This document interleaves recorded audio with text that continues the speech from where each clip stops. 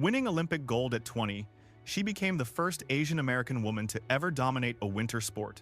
For 30 years, the public believed they truly understood the woman Kristi Yamaguchi had become. They barely knew the surface. Now 54, Kristi is embracing a transformation she hasn't felt in decades.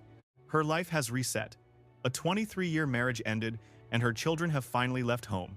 That identity constructed so meticulously around her role as a wife, a mother, and champion is suddenly more expansive than ever before. For the first time in ages, she isn't skating toward a finish line set by others, she's finally mapping out a destination she truly wants to reach. That's the story we are uncovering today. Her story naturally circles back to the Games. When she tuned into the 2026 Winter Olympics, she wasn't there to chase medals. There was no glory to hunt. She stood as someone who profoundly grasps the immense price one pays to perform while the entire world watches. Every official, every single lens, every viewer holding their breath. Moments like those don't just evaluate your technical skating skills, they challenge the very essence of your soul. When Elisa Liu took the ice for her free skate to MacArthur Park Suite, Kristi felt a sudden, familiar stirring deep within her very soul.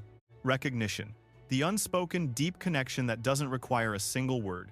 Elisa arrived at those games bearing massive expectations as the world's current reigning figure skating champion. The projected winner. Every camera in that arena was fixated solely on her. Headlines were practically written before her blades ever made contact with the ice. That kind of weight doesn't just rest on you, it gets inside and alters your very rhythm of breathing. The rink feels smaller, and the silence between notes rings louder than the roar of any massive crowd. But Elisa didn't falter, she flourished in that light. Kristi observed her skating with what appeared to be total bliss and described that feeling to those watching. Finishing the games that way was inspiring, not merely from the viewpoint of a fan in the stands. Not just as a former gold medalist who once stood in that exact light, but as a woman who spent her life understanding the grit needed to perform under impossible pressure while making it look completely effortless to every single viewer. She's been tracking Elisa's progress since the girl was small. That internal fire was visible from her very first days. That elusive, almost magical quality where the competition doesn't feel like a struggle for survival anymore. It resembles pure freedom, as if they were engineered specifically for that high-stakes moment. Even in those early years, long before global titles and the Olympic stage, Kristi admitted she always watched Elisa with a wide, genuine smile. There was simply something different about her spirit. Seeing her maintain that vibrant energy on the world's largest stage and clinch gold left Kristi feeling a profound, deeply personal sense of pride. Genuinely and deeply moved. It wasn't just about the final placement or the high scores. It was about how Elisa carried herself throughout the entire journey from beginning to end. That sight triggered a rush of memories that Kristi hadn't completely expected to feel. Kristi knows that specific, visceral sensation by heart. She's lived within it, feeling that unique blend of fear and electricity found only during those Olympic minutes. She stated it clearly and with absolute certainty. Once an Olympian, you are always an Olympian. Representing your nation in that way, representing something far greater than yourself. Knowing this singular performance will define your legacy for a lifetime, regardless of the final score. Those profound feelings never actually leave you. They become a permanent, ingrained part of your identity and your very soul. They shape how you perceive every subsequent chapter, even though her own path was never straight. Back in 1990, Kristi entered the World Championships in Halifax, earning 4th in singles and 5th in pairs with her teammate, Rudy Galindo. Total heartbreak on the ice. This wasn't the narrative she envisioned. A crushing defeat that forces you to audit every midnight choice. Yet, she denied that crash the power to label her soul or break her. Instead, she made a choice that would silently pivot her entire professional future. Leaving pairs behind, she poured every ounce of herself into the solitary fire of singles. A year later, she was global queen. Then came Albertville, France, February 1992.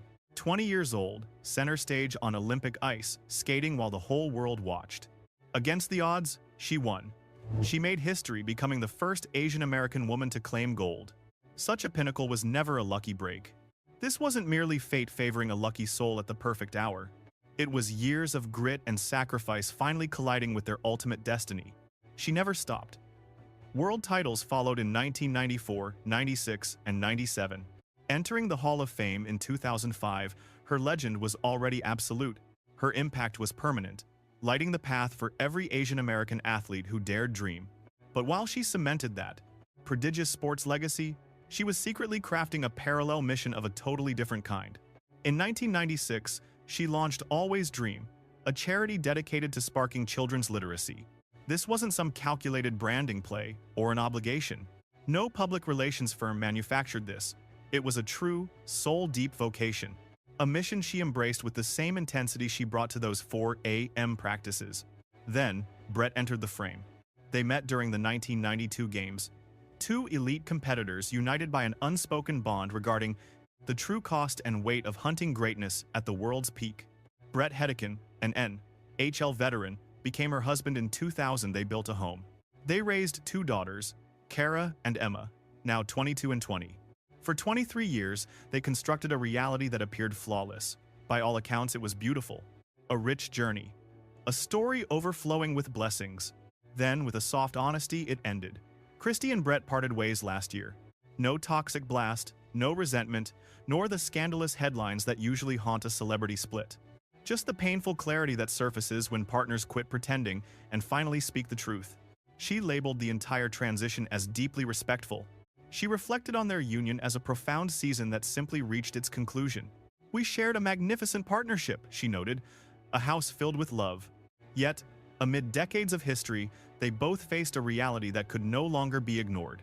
Authentic joy for both lay in the difficult act of releasing their hold. Admitting that after 23 years requires a level of bravery few truly understand. Clinging to the familiar is easy, but venturing into the unknown to rebuild is terrifying. Christy embraced the uphill path, navigating it with total poise and zero excuses. She insists there are zero regrets, none. She cherishes the past and their daughters with a tender heart devoid of any malice. Then, with unwavering grace, she shifted her gaze toward the horizon. "Much of life remains," she declared. Currently, her daughters are away at university. Her residence feels far more silent than it has in many decades. Long-held identities, loyal spouse, tireless parent, household anchor no longer demand her constant presence. In that open air, a fresh version of herself is slowly, truly beginning. A quiet, radiant glow emanates from her whenever the conversation shifts toward the young women she raised. She treasures those toddler years, clutching every tiny victory and developmental leap close to her heart. Those mundane daybreaks seemed trivial then, yet they have transformed into her most cherished internal gallery.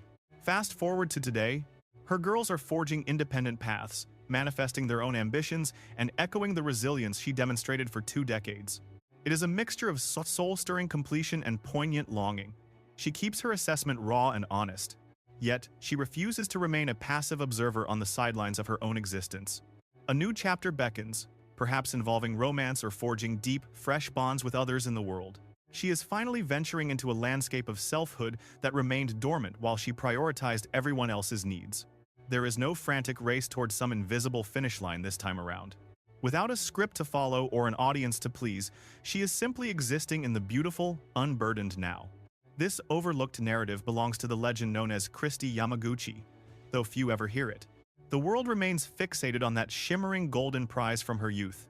Everyone recalls that historic triumph at age 20, a crowning achievement that still resonates throughout the entire skating community. Those accolades are undoubtedly earned and should forever be hailed as remarkable feats of human spirit. But watching this woman at 54 embrace the terrifying mystery of a blank slate requires massive intestinal fortitude.